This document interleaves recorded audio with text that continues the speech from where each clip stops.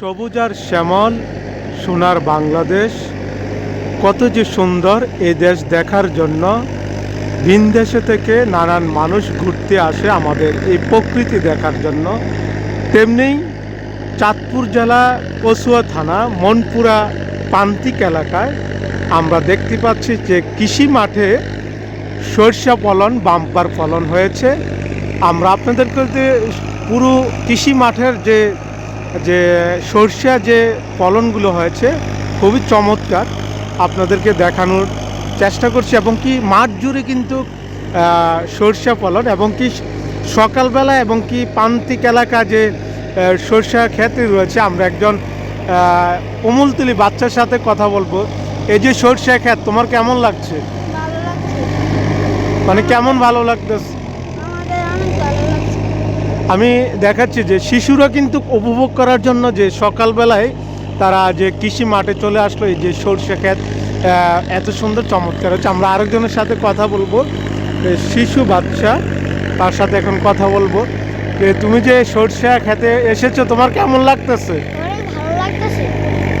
আমরা একে একে বাচ্চাদেরকে দেখলাম যে তারাও মনোমুগ্ধকর, তারা প্রামাণ্য চিত্রগুলো তারা দেখার জন্য, এবং কি যে ফলনগুলো এত সুন্দর হয়েছে যে চাঁদপুর জেলা কচুয়া এলাকা যে মনপুরা যে কৃষি মাঠটি রয়েছে আমি আপনাদেরকে দেখাচ্ছি। এবং কি এই এলাকার যারা আমার এই নিউজটি দেখবেন অবশ্যই আপনারা লাইক কমেন্ট শেয়ার করে এই নিউজের সাথে থাকবেন। আর প্রবাসী ভাইদের জন্য এই জন্যে নিউজটি বারবার করে যে প্রবাসী ভাইদের জন্য দেখার জন্য আপনারা বহুদূর থাকেন, আপনারা এইরকম চিত্র কিন্তু দেখার সুযোগ হয় না। আমরা বারবারই জাগরণ নিউজ কৃষি মাঠ নিয়ে নিউজ করার চেষ্টা করছি, এবং কি কৃষি মাঠের জুড়ে কিন্তু আপনাদেরকে দেখানোর চেষ্টা করছি। এত মনোমুগ্ধকর দৃশ্য যে এই দৃশ্য মন জুড়ানোর মতো। যে কৃষক তিনি জানিয়েছে যে এবার সুন্দর ফলন এবং কি বাম্পার ফলন হয়েছে। তিনি সযত্ন করে এই মাঠটির সরিষার যে ফলনটি রয়েছে